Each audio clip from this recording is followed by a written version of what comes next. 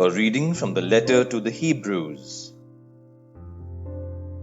Only faith can guarantee the blessings that we hope for, or prove the existence of the realities that at present remain unseen.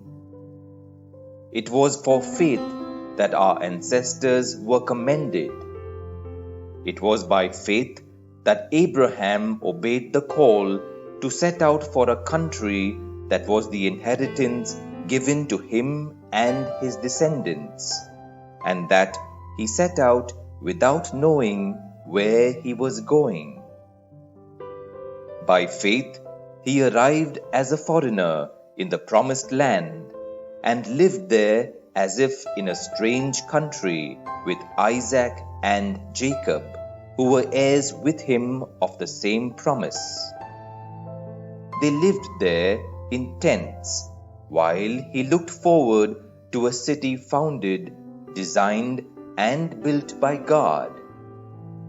It was equally by faith that Sarah, in spite of being past the age, was made able to conceive, because she believed that he who had made the promise would be faithful to it. Because of this, there came from one man, and one who was already as good as dead himself, more descendants than could be counted, as many as the stars of heaven or the grains of sand on the seashore. All these died in faith, before receiving any of the things that had been promised. But they saw them in the far distance and welcomed them, recognizing that they were only strangers and nomads on earth. People who use such terms about themselves make it quite plain that they are in search of their real homeland. They can hardly have meant the country they came from, since they had the opportunity to go back to it. But in fact, they were longing for a better homeland, their heavenly homeland. That is why God is not ashamed to be called their God, since he has founded the city for them. It was by faith that Abraham, when put to the test, offered up Isaac. He offered to sacrifice his only son, even though the promise had been made to him and he had been told, "It is through Isaac that your name will be carried on."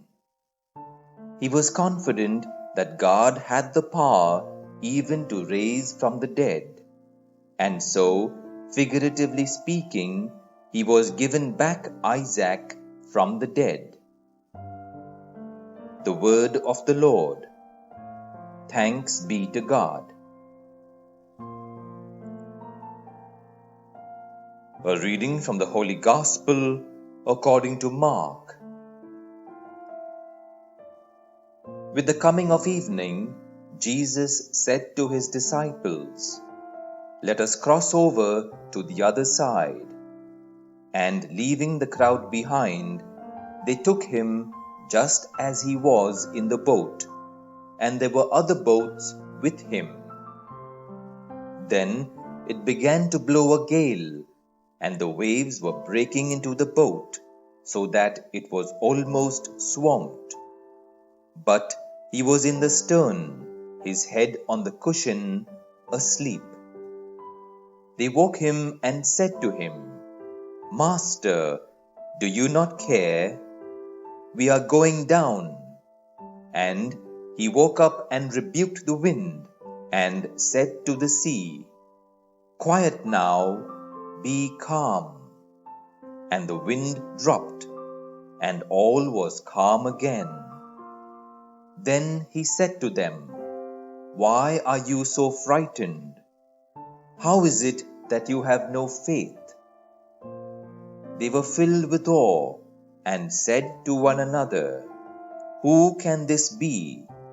Even the wind and the sea obey him." the gospel of the Lord. Praise be to you, O Lord Jesus Christ.